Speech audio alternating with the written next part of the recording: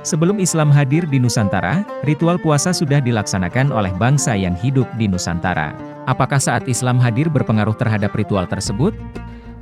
Jadi puasa ini memang sudah menjadi tradisi semua manusia.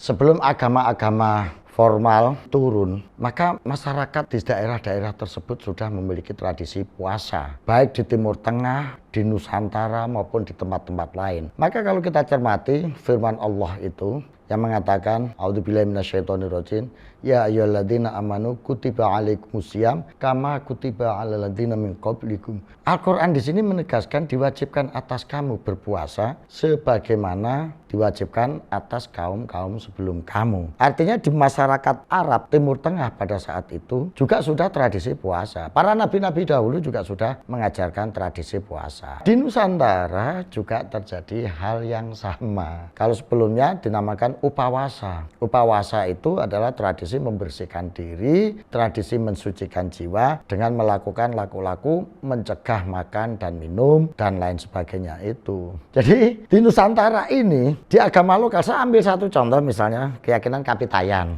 Kapitayan ini ada di Jawa. Nah, keyakinan Kapitayan ini adalah kepercayaan yang meyakini bahwa dunia ini ada yang ngatur. Yang ngatur sopo? Ya sesuatu yang maha, yang tidak tersentuh oleh akal, tidak terjangkau oleh indera. Jadi di luar nalar, di luar materi. Terus namanya apa? Dia menyebutnya tan keno kino yongopo. Tidak bisa dibayangkan seperti apa. Nah, sistem kepercayaan seperti ini juga mengajarkan yang namanya puasa, bersih diri, dengan ritual yang berbeda-beda. Nah, ketika Hindu Buddha masuklah ajaran upawasa itu. Maka di Nusantara sendiri, terutama di Jawa, ada berbagai macam jenis puasa yang disebut tirakat. Ada puasa mutih misalnya, puasa yang hanya makan putihan saja. Biasanya nasi saja, dia nggak ada garam, nggak ada lauk, nggak ada campuran apa saja.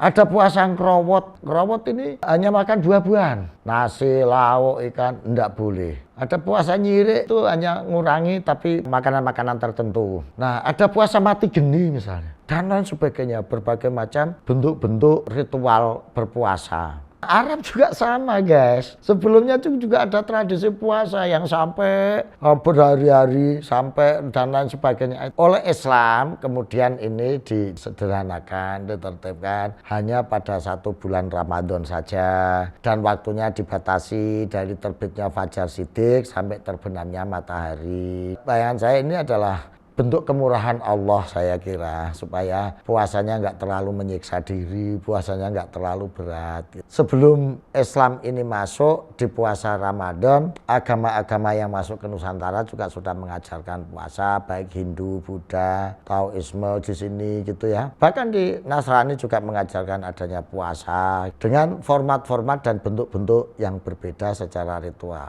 Kemudian di tradisi juga ada, dan hampir semua di tradisi Nusantara, mau di Sunda juga ada, Kaharingan, Dayak sana juga ada, di Parmalin juga ada. Cuma format dan bentuknya aja yang berbeda, substansi dan isinya sama, yaitu membersihkan jiwa, mengolah rasa, supaya kita memiliki kepekaan batin, kepekaan nurani, dan kemampuan untuk menahan hawa nafsu, tidak serakah, dan lain sebagainya. Puasa itu ya memang secara substansial menahan nafsu, itu ada di semua agama. Kebetulan di Islam disyariatkan pada bulan Ramadan dan hari-hari tertentu yang hukumnya sunat. Jadi di Islam itu misalnya puasa di luar Ramadan itu aja puasa sunat. Misalnya puasa sunat Senin Kemis. Ada ya puasa sunat Yamul Abyad atau pas saat purnama. Jadi di saat hari-hari purnama di Islam juga disyariatkan, disunatkan untuk berpuasa. Dan ini hampir sama loh, related dengan ajaran-ajaran. Misalnya di Hindu juga ada purnama misalnya istilahnya. Pada saat kelahiran itu juga disarankan untuk disunatkan untuk puasa. Bahkan Nabi berpuasa juga pada saat hari-hari kelahiran beliau. Nah, ini kalau di Jawa disebut dengan puasa weton atau puasa hari lahir. Jadi ini beberapa hal yang terkait dengan tradisi berpuasa. Di samping ada yang disyariatkan secara wajib, yaitu puasa Ramadan, ada juga puasa-puasa yang disunahkan. Tapi ada juga di Islam puasa yang diharamkan. Pada saat itu kita malah haram berpuasa. Yaitu misalnya pas saat Idul Fitri atau Idul Adha. Itu tidak boleh kita malah puasa. Kita malah diharamkan puasa. Ini kira-kira guys yang terkait dengan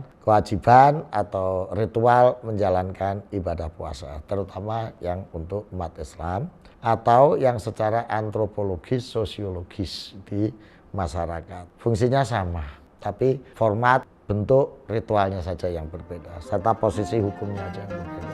Gitu guys tentang puasa ini.